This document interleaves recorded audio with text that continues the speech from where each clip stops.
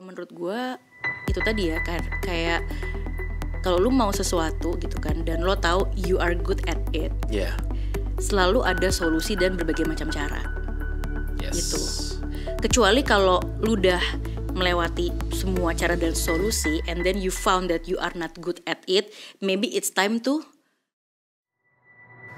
Fail Forward is a podcast program that explores the transformative power of failure.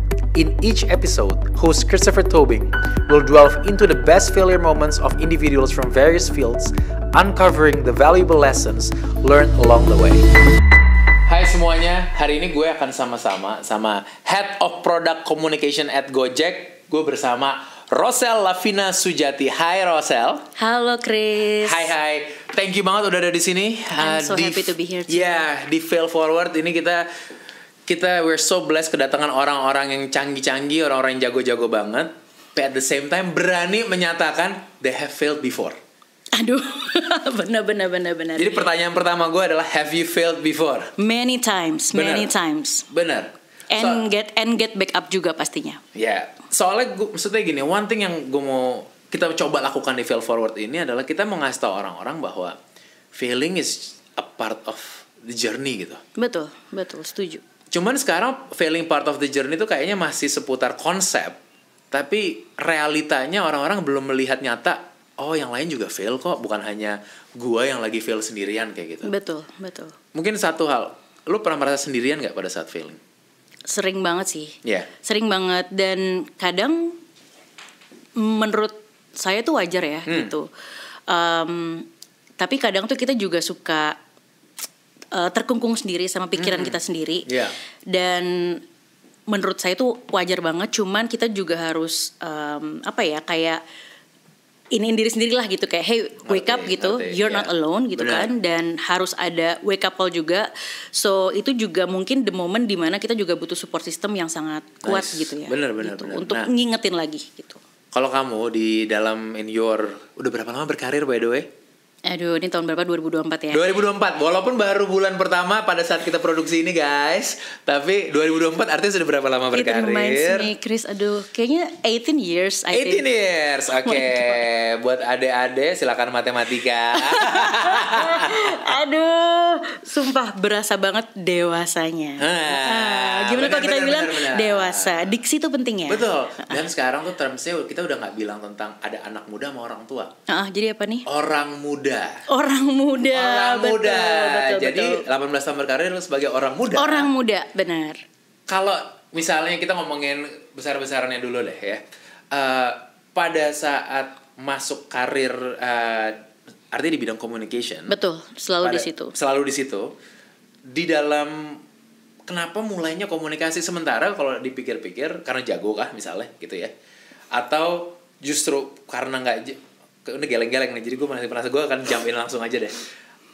Biasanya orang memilih sesuatu yang dijago, but in your case apparently kayaknya berbeda. Itu gimana? Kenapa komunikasi and how did it start? Sebenarnya ceritanya lucu banget sih. Mungkin kalau boleh share, pas dari kecil itu tuh entah kenapa mungkin saya boleh ngomong pakai gue lo aja kali ya, biar lebih santai dan santai. Orang muda banget kan nih kita ya. Kita adalah orang muda banget gitu. Bukan brand lo ya ini. Bukan. Orang muda. Apa kita bikin brand baru aja? Hashtag orang muda. Orang muda.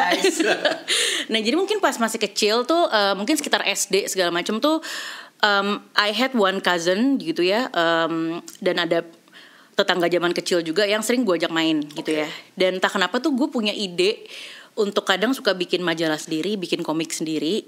Terus punya teman-teman SD juga. Zaman dulu kan kita suka banget komik Jepang. Iya, benar. Ya kan, komik-komik balet, komik misteri, segala macam gitu. Mari-chan, Silvertucious, Mary-chan, benar. Terus Candy. Yang misteri itu yang gambar depannya macam-macam, ya. Yang serem-serem kan? Yes. Kalau cowok Kung Fu Boy. Betul. Dan lain-lain. Sampai hari ini gue masih ke Gramedia 2 setahun sekali. Ada Kung Fu Boy baru nggak? Mantap. Dan yang The Legendary ya selalu Doraemon. Masih, gitu betul. ya. Dan pokoknya dulu kita kayak suka gambar-gambar sendiri. Jadi, segala macam. Buat sendiri sampai ada satu sepupu gue, halo Tria kalau nonton gitu. Jadi gue bikin majalah sendiri sama Tria ini, namanya Majalah Happy. Jadi karena kita suka banget baca majalah dari kecil gitu ya, kita clipping sendiri, and then kita nulis artikel sendiri on our own words gitu loh. Ini kelas berapa? Kelas 4 SD sampai kelas 5 SD. Ini kayak gue bayangin ini kayak ujian buat anak-anak PR di kuliah, orang-orang komunikasi buat majalah, buat mock up majalah, buat artikel kayak gitu loh. Iya, tapi kita kemauan sendiri.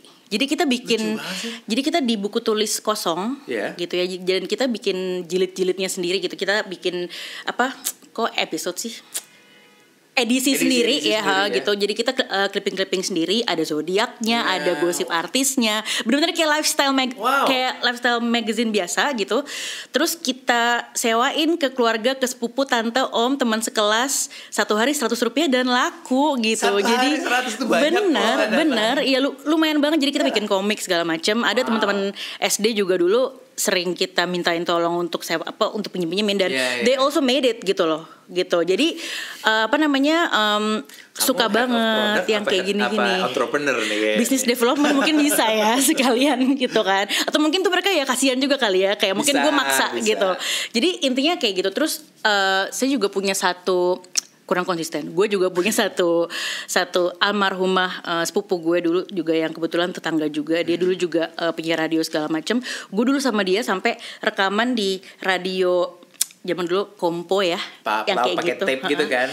Gue sama dia bikin sendiri rekaman di kaset Peanut Radio namanya. Saking dulu gue suka sama Snoopy and Peanut gitu kan. Si Charlie Brown dulu dari si tokoh itu. Terus yaudah kita ada lagu kita rekam, terus kita jadi penyiarnya.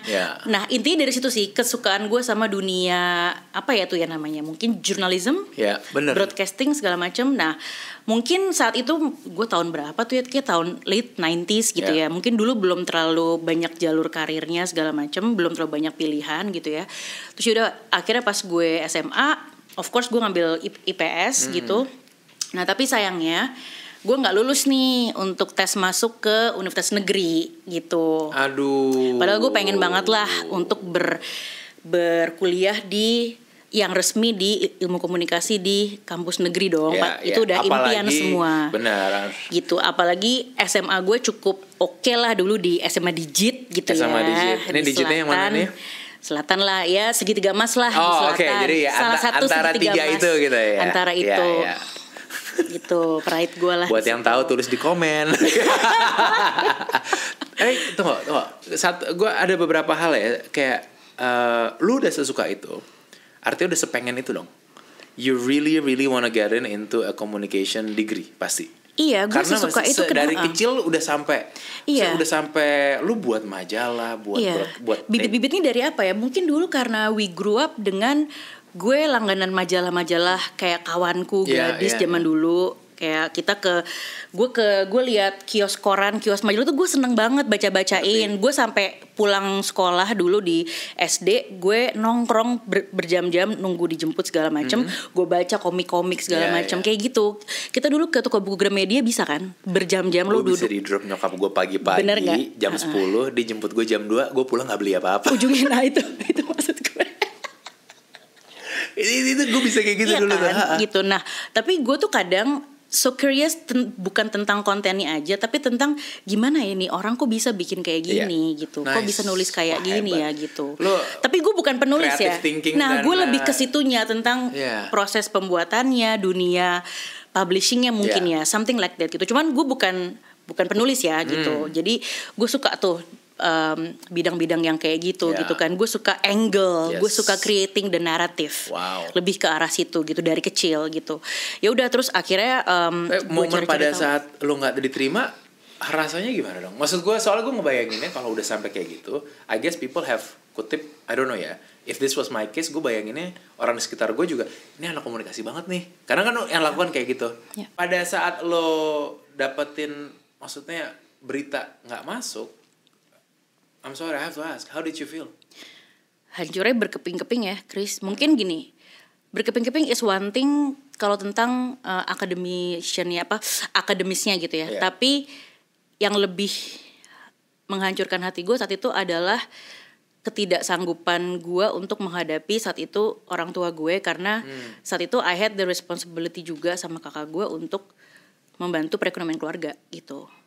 Saat itu tuh maksudnya I had a really tough ekonomi pas lagi childhood ya gitu. Jadi dulu apa namanya ya, kalau gue boleh share juga my personal story, my family juga gitu. Dulu tuh pas gue SD gitu ya, SD kelas 4 gue pindah ke Jakarta. So I was born in Surabaya. Actually gue USDA gitu. Gak apa-apa, sebentar lagi kita semua USDA kalau jadi ke IKN. bener proud USDA. Betul. Nah jadi gue pindah ke Jakarta kelas 4 SD. Saat itu juga gue belum bisa bahasa Indonesia dengan baik dan gue sangat medok segala macam, and I was bullied juga di sekolah. Terus gue langsung ke sekolah yang cukup borju segala macam, ke swasta segala macam, and then I've gone through a lot lah gitu ya dulu. Terus udah gitu unfortunately my dad saat itu sakit gitu, stroke, dan dia tidak bisa bekerja kembali. Dan di saat yang sama, karena almarhumah nyokap gue juga ibu rumah tangga, jadi we were very struggle gitu kan, sampai kita juga dibantu sama the whole family gitu. Jadi keputusan pengumuman bahwa gue tidak diterima di negeri itu sangat memberatkan keluarga besar dong, of course ya, karena negeri murah. Bener, dan almost nggak ada biaya dong gitu kan, cuma dengan biaya kualitas kita. yang dan negeri waktu itu ditinggikannya beda, lebih tinggi lagi dari sekarang mungkin. Benar, udah gitu akhirnya gue langsung lah roadshow untuk cari alternatif sekolah universitas swasta yang bagus komunikasinya gitu ya. Gue ada 3 pilihan lah gitu. Gue visit, gue survei, gue cari-cari brosurnya gitu. Dan yang paling make sense dan yang paling gue suka kurikulumnya, yang paling praktikal, yang menurut gue nih gampang lulus dan cepet cari kerja nih, gue udah dapet nih satu gitu kan, dan gue propose lah, gue presentasikan lah. Gampang lulus cepet cari kerja itu yang mana waktu itu? Gue sebut aja ya, ya karena gue sangat bangga dengan alma mater gue, itu di London School. London School? Betul. London School cepat lulus dan gampang. Kenapa cepat kerja? lulus? Karena bener-bener di situ tuh kayak lo 4 tahun udah kayak, kalau universitas kan itu kan sekolah tinggi ya. Bener. Tapi sama-sama terakreditasi A dan S1. Jadi bukan D3, bukan D1.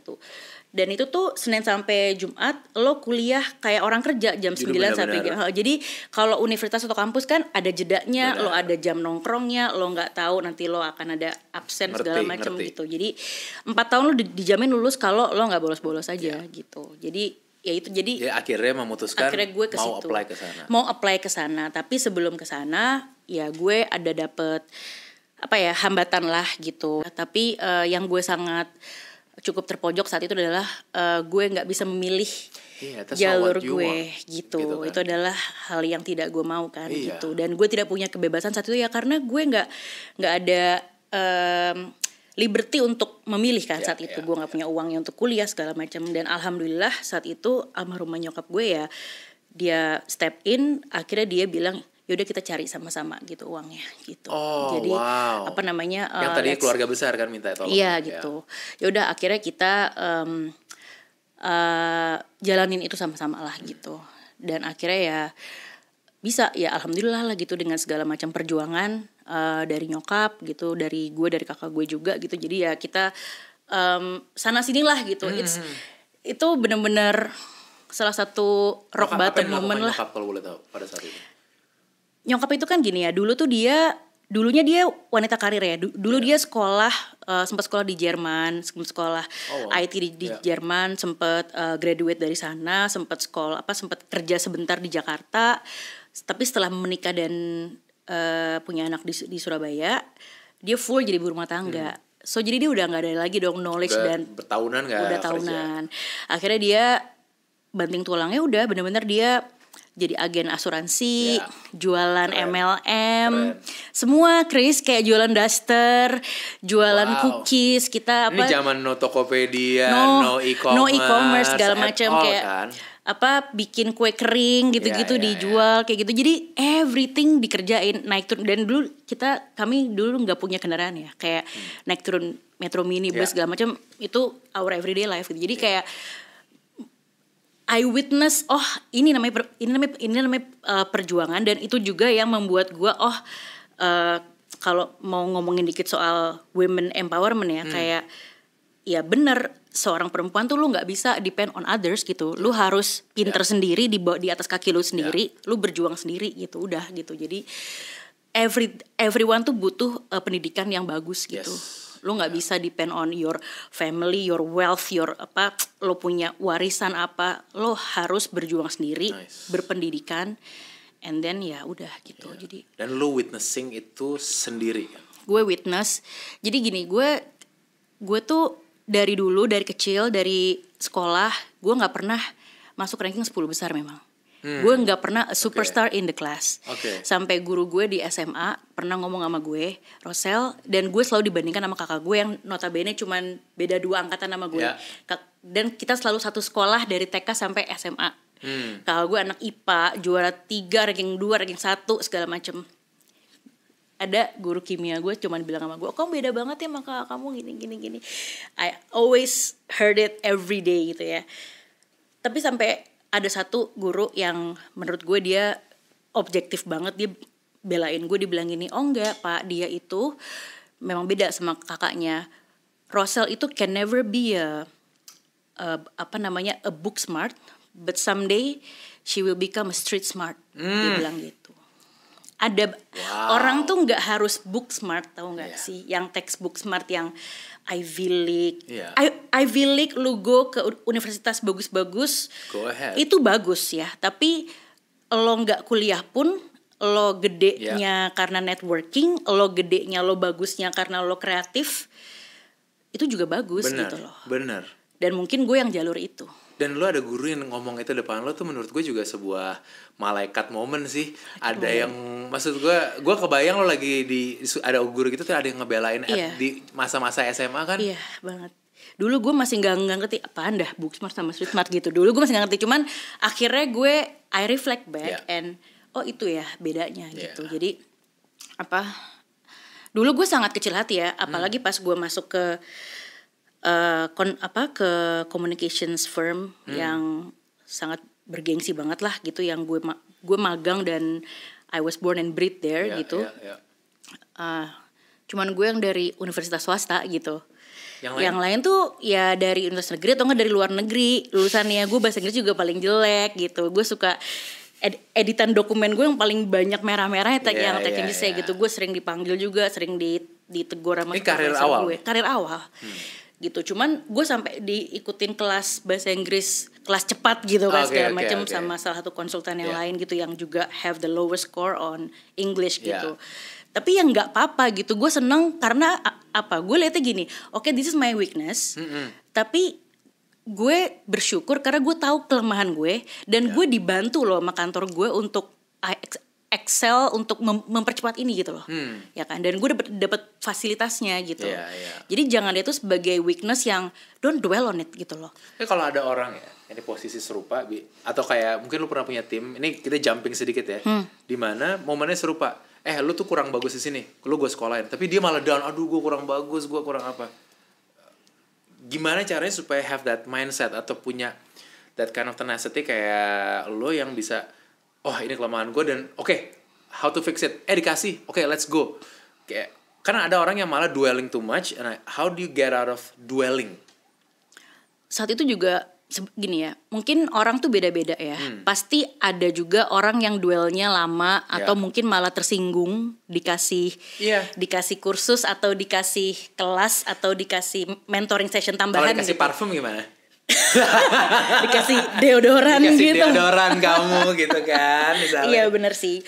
Mungkin gini sih, kalau menurut kalau sebagai supervisornya ya pasti one on one yang benar-benar heart to heart tuh matters ya gitu. Mungkin kalau gue jadi leadernya dia, gue mungkin akan ngomong sama dia bahwa hey, kalau kita nggak kasih lo fasilitas ini atau nggak kasih lo kelas percepatan ini atau kita nggak we give you this opportunity, itu malah menunjukkan that we don't care and we don't see you grow, we don't want to see you grow gitu loh. Justru karena kita mau push you to be better, justru kita mau ini gitu. ada loh, maksudnya gini loh, kita bisa aja let you go atau ya kita biarin aja lo untuk jelek aja gitu, gitu kan. Maksudnya gini, kalau gue sih anaknya belak-belakan aja gitu. Jadi gue nggak akan pakai sweetener atau apa. Gue akan bilang kalau gue nggak care sama lo nih, gue nggak akan kasih lo ini. Gue akan gitu sih anaknya gitu. Mungkin ya tergantung kedekatan gue juga sih mungkin sama si orang itu gitu. Tapi artinya dwelling dwelling is normal, but how long you dwell is an option. Is an option, benar. Dan itu gini ya, kadang-kadang kita juga nggak bisa ditolong terus sama orang lain sih, Chris. Kita tuh, iya kadang kalau kita dwelling on something, kita bete sendiri, kita sensitif sendiri gitu ya. Terus kita berharap ada orang yang narik kita dari lembah jurang hitam itu. Dan kita gak naikin tangan lah gitu, kayak tolong dong ada yang jemput aku, naikin bawa kan banyak ya orang kayak gitu. Gue kadang-kadang juga capek kayak lu udah gede juga gitu. Kayak gini loh, kayak unless we are di teenagers age gitu ya, kayak kita masih awal-awal broken heart, patah hati, gagal ini gitu ya. Mungkin yang menyaksikan ini kalau masih baru-baru ya nggak apa-apa gitu, let's learn something gitu. Tapi kalau udah berkali-kali gagal, masa sih nggak mau belajar? Apa nih yang kamu pelajari gitu? Kayak gini loh, hal sesimpel kayak gini deh. I have some friends yang ada di grup chat gitu ya. Kadang-kadang kan tuh kita suka nih kayak curhat-curhat hal-hal kecil lah gitu, yang lucu-lucu, jadi everyday life gitu. Gila nih, gue tadi gini gitu. Hal-hal yang lucu-lucu aja gitu. Tapi soal kebetean sehari-hari dan ke unfaedahan sehari-hari. Terus gue kadang suka nyaut gini, oke, apa yang kamu pelajari dari sini gitu. Jadi kayak apa nih yang kita pelajari gitu. Jadi mesti kayak bukannya sok bijak, tapi yuk kadang-kadang tuh kita harus tolong diri kita sendiri loh. Kayak don't count on someone else mulu gitu loh. Kita udah gede kok gitu. Iya benar. Gitu trust ourselves enough that we can help ourselves juga gitu kan. Gitu. Orang lain nggak ada kewajiban tolong kita. Benar. Gitu. Lo pernah merasa ada di sebuah posisi ini kalau masuk ke dunia pekerjaan ya, pada saat udah bekerja, di mana you get into a situation that apa ya, lo dikasih tanggung jawab tapi lo ternyata gagal dalam tanggung jawab tersebut gitu, dan lo down pada saat itu. Lo pernah ada di posisi seperti itu nggak? Wah ada sih, ada banget waktu itu. Jadi I was at umur berapa ya? Reaching 25 years old. Mungkin saat itu untuk di tahun 2010-an, 2009-an itu pada matematika loh kalau udah dikasih tahu seperti itu. Pokoknya gini. Pokoknya di era itu umur 25 dan menyentuh posisi manajer itu masih cepet dong kalau gitu. Cukup cepat gitu. At that time. Manajer biasanya belum 25 tuh belum banyak. Benar gitu ya. Eranya cukup beda sama yang sekarang kan cukup cepet ya. Betul. Gitu untuk akselerasi segala macam. Nah, jadi gue pindah ke kantor yang baru, ke sebuah perusahaan baru yang different new culture. Dari yang sebelumnya gue bekerja di multinational, gue pindah ke sebuah local company, big local company gitu ya, yang dimana kulturnya sudah puluhan tahun gitu ya, a very unggah-ungguh gitu ya, ngerti gitu, very family traditional gitu ya. Bidangnya apa kamu kalau boleh tahu? Property, gitu dan infrastructure gitu. Dan apa namanya, gue di sana jadi new manager, jadi gue pertama kalinya di posisi manager gitu di sana. Dan ada beberapa dotted line yang harus istilahnya update atau report ke gue, tapi secara dotted line ya, bukan langsung jadi subordinate gitu di business unit. Jadi gue di holding company-nya gitu. Langsung lah gue dengan ke multinasionalan gue ya gitu kan. Gue udah 4,5 tahun di multinasional gitu kan. Sok-sokan lah gue. Udah pinter. Sok pinter ya kan. Anak muda nih gitu kan. Kayak terus gue langsung, nah karena gue ditugaskan sama my chief saat itu, Rosel pokoknya lo jadi koordinator. I want to receive weekly update from all the business units. Semua progress gue harus tahu bla bla bla. Soalnya ini for our weekly report segala macam ke ke CEO dan sebagainya. Akhirnya gue bikin lah weekly meeting. Being who you are, bayangan gue lo pasti langsung cepet banget lo ngerjainnya. Iya pengennya, ya kalau kita di multinasional kan bukannya cepet ya, apa ya, bukan strict juga, efisien aja gitu kan. Langsung bikin email memperkenalkan diri, pakai bahasa Inggris ya kan. Hello, my name is. Iya, terus quick aja gitu, nggak pakai ada kenalan yang face to face dulu, nggak pakai apa gitu kan. Terus langsung bikin kalender meeting, suruh datang ke kantor aku yang di holding, kan beda-beda dong. Oh bener. Nggak satu gedung. Gedungnya beda-beda. Ada yang di Bekasi, ada yang di Jakarta mana gitu kan. Udahlah bikin weekly meeting. Ini berapa lama baru di kantor barunya? 2 minggu ya 3 minggu. Meeting pertama dong. Gak ada yang datang. Gak ada yang datang. Nol. Zero attendance. Kagak diwaro. Gue lagi bayang, lo masuk ke ruang meeting, lo nunggu dong artinya. Nunggu gitu kan. Terus Desi udah siap mau dapat informasi dan lain-lain kan. Dan gue juga ada presentasi lah kan, gue juga mau kasih arahan dari pusat ya kan. Lo udah siapin presentasi, ada meeting room, udah ready dan lo udah di dalam meeting room tersebut. Siap. Udah sok nih gue kan, ketua geng nih gue gitu kan, sok gitu. Terus tapi gue tunggu dulu nih, tunggu 15 menit. Terus gue email lagi. Email lagi. Kan dulu belum zamannya belum ada WhatsApp. Belum benar. Terus dulu belum, karena kantornya mungkin lokal ya, dulu ada kayak chatting communicator gitu nggak ya, gue lupa ingat lah ya. Iya, internet kayaknya ada deh. Tapi belum yang kayak sekarang gitu ya, belum kayak Slack segala macam gitu, kayak very traditional gitu. Udah, nah minggu pertama, kedua banyak yang nggak datang, yang itu cuma 1, 2. Yang pertama nggak ada datang. Nggak datang sama sekali, tapi excuse lah pada, iya mbak nggak bisa apa gitu. Tapi excuse-nya setelah lu follow up. Setelah gue follow up. Gitu. Itu, tell me rasanya kayak apa tuh hari itu? Saat itu gue masih denial, mungkin kayak emang beneran lupa kali, atau mungkin macet, atau ya I trusted their excuse gitu kan. Bilangnya macet, bilangnya ada event apa segala macam. Cuman gue juga nggak marah.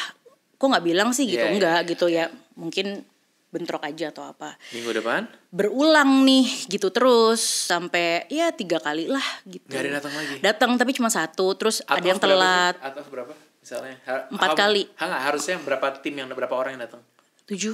Dari 7 datang 1. Iya 1 tuh, kadang 2 itu pun juga telat-telat. Terus kayak, kan lu bisa ngerasain ya, if they want to be there or not gitu. Kalau sekarang tuh udah langsung kena hashtag red flag culture kayak gitu lah, udah kena itu sih, pasti langsung digituin kan, ini tempat baru gue red flag deh guys. Maksudnya literally perasaannya pasti perasaan ini ada red flag sesuatu terjadi gitu. Kayak ya gue panik ya, karena gue nggak bisa dapat update kan, dan mereka sangat susah untuk dikejar update-nya. Kayak gue gue telepon segala macam, terus ya udah akhirnya gue panik banget, gue nggak bisa dapet anything from them. Nggak ada yang gue harus report ke bos gue. Bos lu nggak marah-marah gitu? Ya gue nggak bilang lah sama bos gue soal itu dong. Gue harus cari cara sendiri dong, gimana caranya. Terus akhirnya I consulted one of my mentors yang di luar kantor dulu, supervisor lama gue cerita, ini gimana ya mbak, gue punya situasi gini-gini. Sel, lo kayaknya lupa satu hal gitu. Lo kalau masuk kantor baru, lo mau sepinter apa, lo mau secanggih apa, lo jangan lupa satu hal, apa, culture fit. Gitu. Culture fit itu penting, dan lo harus lihat sekitar gitu. Orang-orang itu kayak apa segala macam. Lo pelajari profilnya gitu kan. Terus cara mereka berinteraksi gimana segala macam. Terus akhirnya gue pelajari profil orang di situ. Ini kalau gue boleh share kayak teman-teman di properti gitu ya contohnya. Banyak sekali yang berkarir itu tuh dari bawah banget kan gitu. Jadi kayak dari sales yang suka bagian brosur, bener. Itu kalau karirnya bagus naik jadi headnya sales, head marketing segala macam. Nah, I'm dealing with those kind of people gitu loh. Orang-orang yang sudah tahu dari zaman dulu kantornya kayak apa. Jadi posisi gue di situ adalah orang yang nggak tahu apa-apa. Benar. Gitu. Nah makanya gue harus respect dong ke lahan mereka gitu loh. Gue nggak boleh sok tahu. I'm no one. I'm an outsider gitu loh saat itu. Oke lah, gue punya knowledge PR, gue punya knowledge komunikasi, tapi yang paling ngerti bisnisnya, industrinya itu mereka. Makanya akhirnya approach gue rubah gitu loh. Buat other people, your main support system itu siapa di dalam menjalani ini? Karena maksudnya gini, your career 18 years, sekarang lo di posisi head of product, itu sebuah posisi yang head of product communication, itu posisi yang pasti juga udah mengerucut lah, karena ada makin banyak orang. ke sana you have so many failures yang tadi lo bilang. Tapi to get through that you have support system. Lo buat support system lo gimana sih caranya? In particular kalau bisa support system di kantor. Gimana caranya buat support system di dalam kantor kita yang notabene bingung nih, gue creating support system atau gue creating competitor? Karena kan misalnya kita mau menuju ke career path yang sama gitu. How do we define yang mana yang support system, yang kompetitor, apa sebenarnya it's not even like that cara berpikirnya? Gini kali ya, gue biasanya bisa bukan mengidentifikasi ya, tapi gini, gue biasanya punya kedekatan tersendiri, mungkin juga secara alami gitu ya, sama beberapa orang-orang di kantor sepanjang jalur karir gue yang punya values yang sama, Chris. Values yang sama. Values yang sama gitu, baik itu dalam pekerjaan maupun kepribadian ya. Gitu. Contoh kalau dari in your definition values yang sama tuh kayak apa? Contoh kayak misalkan semangat berjuang yang sama. I see. Kayak gitu. Ngerti. Terus kayak mungkin ada kayak orang-orang yang punya background, oh dulu kita pernah susah gitu, kayak gitu juga. Mungkin juga orang-orang yang gila juga gitu kan, kayak mesti iya kayak kalau lagi stres ya, yuk gila bareng bentar gitu. Itu juga kayak gitu kan, itu pasti ada gitu. Atau mungkin yang punya hobi yang sama, kalau Jumat ya udah let's go for drinks guys bentar kayak gitu. Jadi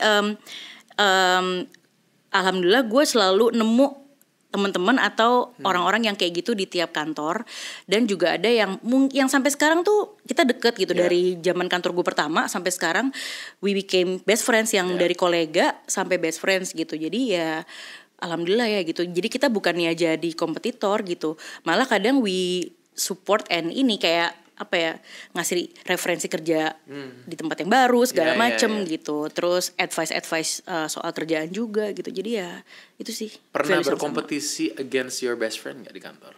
Atau a colleague? Not in that bad ini sih, bad apa ya, bad positioning. Artinya gak pernah kerasa seperti kompetisi? Gak pernah kerasa ya gitu. And thankfully ya, kayak gue tuh sendiri nggak pernah merasa apa ya, harus mengejar sesuatu dengan jalur yang sama kayak orang lain. Tell me more, gitu gimana? Jadi gini, kalau di kantor gitu ya, dimanapun ya, dimanapun kantor gue berada, gue nggak pernah merasa oh gue harus mengejar garis A, tapi di samping gue juga ada si B nih gitu.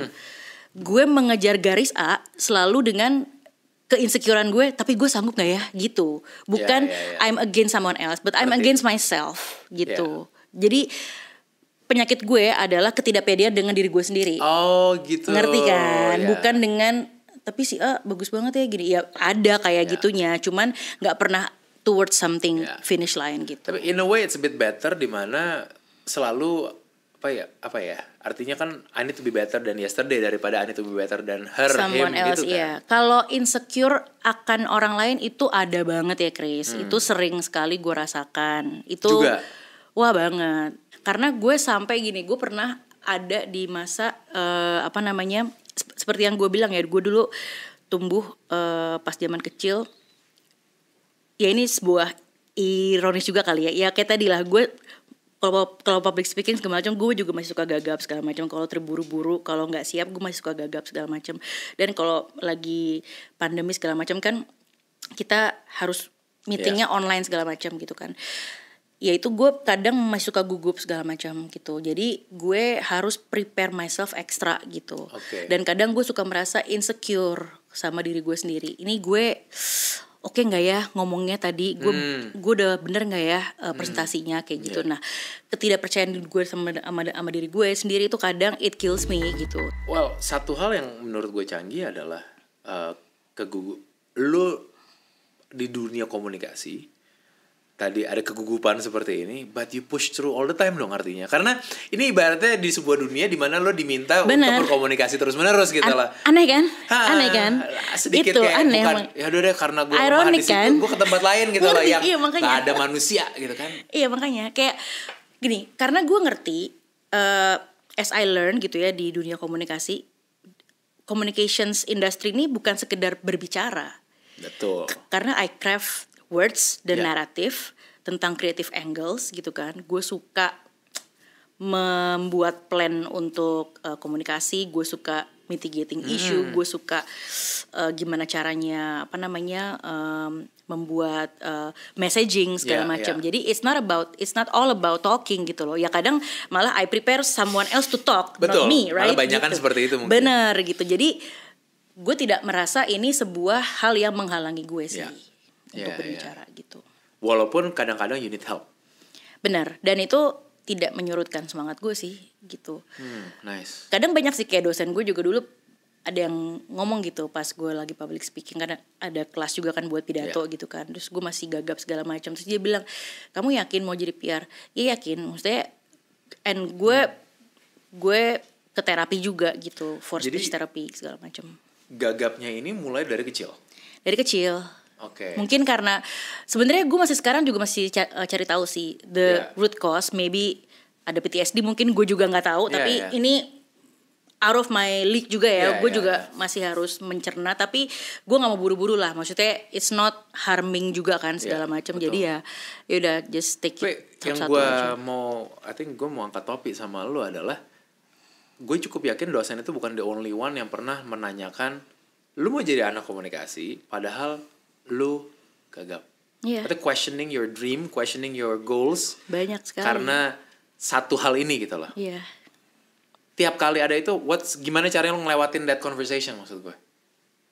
Ya waktu mungkin gue nggak ada kata-kata yang keren ya saat itu ya. Saat itu gue nggak ada kata-kata yang keren dong. Tapi menerimanya apa pada saat itu? Gue bilang gini, ya lihat aja ntar mem gitu, ya lihat aja nanti bu, ya kita coba aja gitu. Ya kan saya latihan terus. Jadi gue jawabnya tuh santai, maksudnya nggak. Lu nggak take it personally? Ya personal, Chris. Tapi gue nggak yang langsung, oh ibu kayak gitu ya, nggak gitu sih. Cuman gue pikirin, gue bikin sedih dalam hati. Cuman apa ya, gue nggak ada langsung mem ntar lihat aja nanti saya gini nggak gitu juga. Tapi ya udah mau gimana, this is what I want, right gitu. Betul. Wah, itu yang something yang menurut gue hebatnya apa ya, lu it was painful, kata-kata itu menyakitkan, but at the same time ya udah gue jalanin, you get help, you get better. Itu keren banget menurut gue, karena bukan karena lu kuat-kuatan juga kan, at the end of the day it's painful gitu loh pas terima. It's painful dan gini ya, kalau menurut gue itu tadi ya, kayak kalau lu mau sesuatu gitu kan dan lo tahu you are good at it, selalu ada solusi dan berbagai macam cara. Gitu. Kecuali kalau lu udah melewati semua cara dan solusi and then you found that you are not good at it, maybe it's time to consider yang lain atau mungkin lo coba ya mungkin ini bukan jalan ya gitu. Tapi kalau nah alhamdulillah gue udah berapa ya yang tadi kita ngomong di awal 18 tahun gitu ya, gue nggak pernah di jalur lain selain di komunikasi gitu ya. Everything has been good to me juga di karir gue alhamdulillah. Tapi ya itu membuat gue cukup yakin lah gitu that this is my route gitu. Benar gitu sih. Kalau the biggest atau the most memorable failure di 18 tahun ini apa? Yang tadi ya kan. Yang tadi juga yang orang nggak datang ke meeting. Iya itu. Terus sebenarnya banyak sih. Banyak. Chris kalau di runut-runut ya. Kalau nggak yang cetek deh. Yang cetek. Cetek ada. tapi kayak nggak penting banget sih, cuman I have to go through this gitu loh. Ada banget. Ada. Tapi I cannot mention the It's okay. the name of the company and the project. Gak apa-apa. Tapi ini lucu cuma gini. This seems small, tapi ini penting. Apalagi mungkin buat teman-teman yang baru berkarir gitu ya. Karena ini requires ketelitian. Dan detail. Nah, detail tuh adalah hal yang menurut gue orang tuh kadang suka mengabaikan. Tapi gue gemes banget. Gue bukannya OCD atau gini, gue juga sering banget ini ya, nggak detail segala macam gitu. Cuman kalau hal-hal yang lu nggak mau lakukan, lo banyak alasan untuk lo fill in the detail, itu namanya lo males. Ngerti nggak sih gini? Lo tahu ini tidak tercapai karena lo kurang detail, tapi lo nggak mau fix it, itu namanya lo malas gitu. Nice. Gue tuh gitu aja. Gue kalau lo nggak mau fix lo karena itu, ya itu artinya lo nggak mau grow gitu. Nah, gue pernah tuh, gue disuruh menghandle handoveran project dari orang yang sudah resign, right?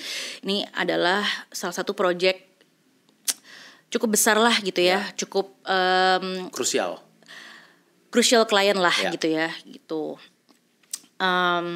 Big client, terus suatu hari si klien ini marah-marah gitu, kok angkanya nggak tally gitu. Jadi ada report, gue lupa 6 bulan atau setahun, outputnya segini gitu. Kok outputnya segini, ya gue lupa ini output apa, tapi anggap aja ROI, anggap aja ya gitu.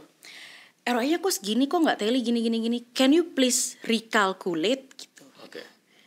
Terus gue bilang recalculate gimana, dan zaman dulu itu kan kalau di tahun berapa tuh ya, 2000 awal kan kita menghitung apa-apa kan manual ya. Dan dulu belum ada, kalau di dunia PR firm, PR agency itu dulu koran-koran tuh masih clipping-clippingan dan masih ngukur. Namanya digital, nyarinya di mana gitu ya. Betul. Media monitoring tuh kita datang jam 7, kita masih ngukur pakai penggaris segala macam kan, diukur pakai kalkulator gitu-gitu. Jadi ya udah, karena kliennya butuh kita lebih teliti, artinya apa? Kita harus trace back semua media-media yang selama 6 bulan. Sebelum zaman lo artinya. Kalau tadi karena ini handover project kan? Handover. Bete dong gue, kayak bukan kerjaan gue ini kan, gimana sih nih handovernya kurang ini. Tapi kan of course gue gak ngomong di depan klien. Oke deh kita kerjain aja gitu kan. Ya udah akhirnya gue datang pas weekend ke kantor gitu. Gue datang pas weekend kantor with one of my team. Kita ulang tuh semuanya di situ. Wow. Kita ke ruang arsip, ngecek yang dengan debu-debu intan itu ya gitu kan. Clipping dan debu-debu intan gitu dibuka lagi, diulang lagi. Terus akhirnya ya udah bisa, tapi kita miss lagi 1 bulan. Masih gitu. Itu pun ada yang salah lagi. Ada yang salah lagi, terus gue kena lagi, dan itu emang karena ini sih, itu karena udah sore banget. Jadi jujur gue juga udah capek, tapi I was the account manager. I was charged responsible lah seharusnya gitu kan. Ya udah jadinya bos gue lah yang kena marah saat itu. Iya. Terus juga ya sempet kayak ya biasalah, dan gue juga sangat memaklumi ya tuh kalau klien bilang kayak ini gimana ya, kok konsultan yang baru nggak becus gitu, kalimat-kalimat kayak gitu gini-gini ya. Terus pakai capital letter, terus desainnya ke bos gue tanpa CC gue loh. Jadi kayak gue dipanggil ke dalam ruangan, terus kayak kalian udah, maksudnya your team ask for extra days untuk menghitung ulang, tapi ini ternyata juga masih salah. Gue nggak percaya, soalnya coverage itu gede-gede banget di harian-harian yang gede-gede, nggak mungkin cuma segini. Gue cek ulang bla bla. Jadi ya udah akhirnya gue take extra days lagi untuk mengulang kembali semua kalkulasi gitu. Jadi yang tadi gue bilang adalah gue tuh kalah sama rasa males gue tadi. Gue tuh udah males dan gue udah capek kayak aduh ini kan bukan gue gitu. Harusnya gue gak boleh gitu. Kalau emang gue malas dan capek, ya gue harus cari solusinya. Mungkin gue harus bernegosiasi ulang sama klien gue, Pak, can I have more extra day to calculate this, just to make sure that everything is tally. So gue kasih ke lu udah final dan correct gitu. Boleh gak gitu. Gitu sih, jadi ya that moment became a learning lesson yang valuable gak? Salah satu yang iya sih. Karena itu tadi ya, gue tuh kadang suka terkungkung dengan deadline udah. Terus kalau udah mau mepet banget, itu di kepala gue adalah itu hal yang sakral yang nggak bisa diganggu gugat. Sebenarnya there's always room for negotiation if you communicate. If you communicate gitu, siapapun itu. Ya mudah-mudahan siapapun itu ya. Gitu. Mudah-mudahan siapapun. Disclaimer. You ask first kan, maksudnya. Ask first gitu.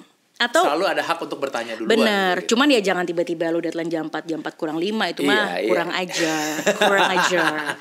When you know that you are reaching jam 4 terus jam berapa, maksudnya itu gue belajar banget sih. Kayak hey kayaknya gak akan sempet nih dalam setengah jam, can I have more extra day? Maksudnya itu mungkin seems simple and seems small, tapi I really appreciate orang-orang yang bekerja dengan semangat yang seperti itu sih gitu. Karena they want to get it done right juga. Betul gitu ya. Kalau enggak backfire lagi kan ke guanya kayak tadi kan gitu, gue dimarahin lagi segala macem gitu. Ini kan artinya that moment menjadi learning lesson yang lo gunakan sekarang ke depan, betul nggak? Ada nggak tapi menurut lo, maksud gue gini, realitanya ada momen-momen failure kita juga nggak kasih learning lesson, kayak lewat aja, kayak gitu. How do you, maksudnya ini mungkin gue nanya tips sama lo ya, gimana caranya ada learning, bukan semua lah ya, tapi jangan sampai momen kayak gitu tuh cuma jadi cerita ngomel, tapi bisa menjadi learning lesson, kayak lo WhatsApp ke temen bilang, jadi apa yang bisa dipelajari dari sini gitu. Do you ask yourself that every time ada kejadian? Ada banyak juga kan, kita cuma manusia ya. Iya. Ada sih, adalah maksudnya we're not perfect juga every day. Dan kayak kemarin tuh gue lihat sih di Instagram gue pas lagi di browse gitu ya, kayak konsistensi itu tuh gue lihat ada gambar gitu, it's not, jadi ada 7 buletan gitu ya. Konsistensi itu bukan di 7 itu selalu terpenuhi bulet-buletannya, tapi kadang buletannya tuh warnanya setengah, kadang seperempat, kadang penuh gitu-gitu. Jadi kadang-kadang ya di hari Senin, Selasa, Kamis kita bisa punya positive thinking. Kadang di weekend kita juga down. That's fine. Gitu.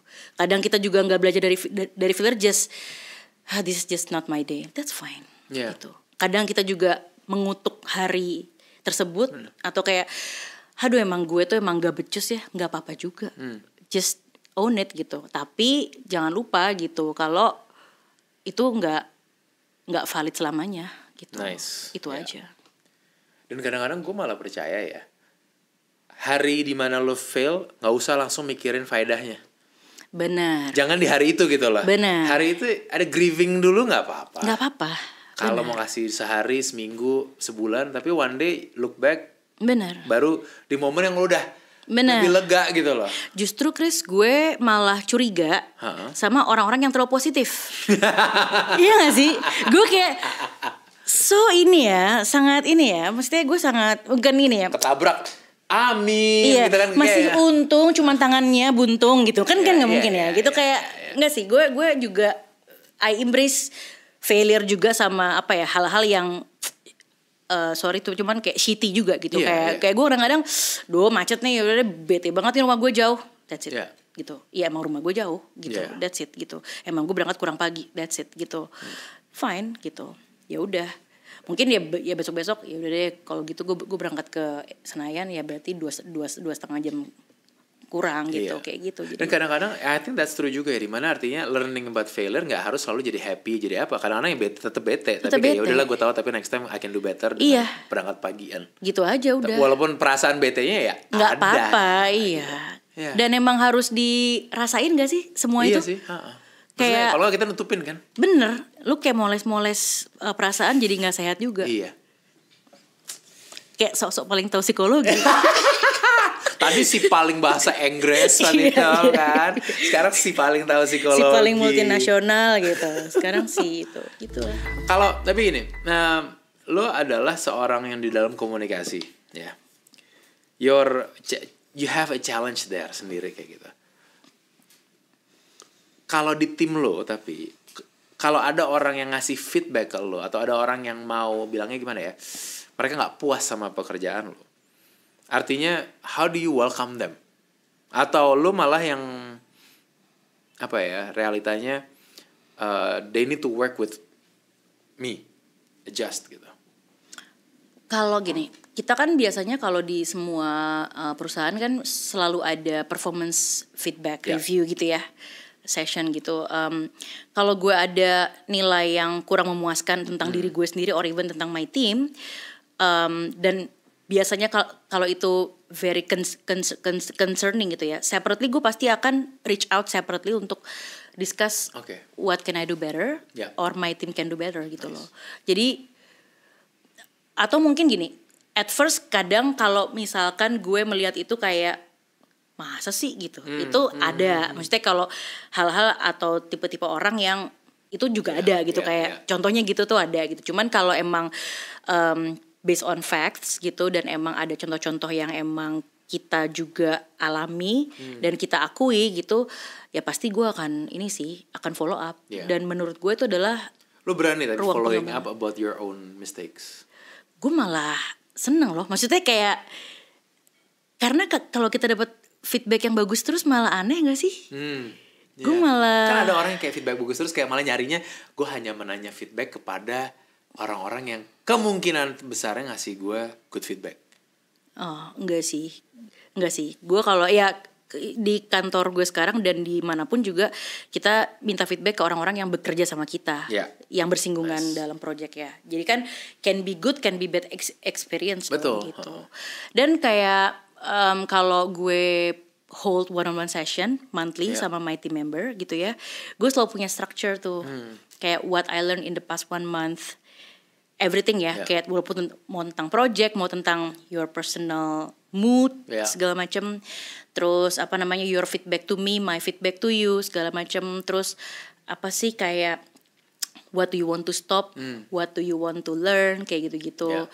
Terus udah sih sama aspirasi, lo punya aspirasi nggak di luar kerjaan ini? Jadi supaya pembicaraan itu nggak jadi baperan gimana sih? Kayak ngobrol aja sih.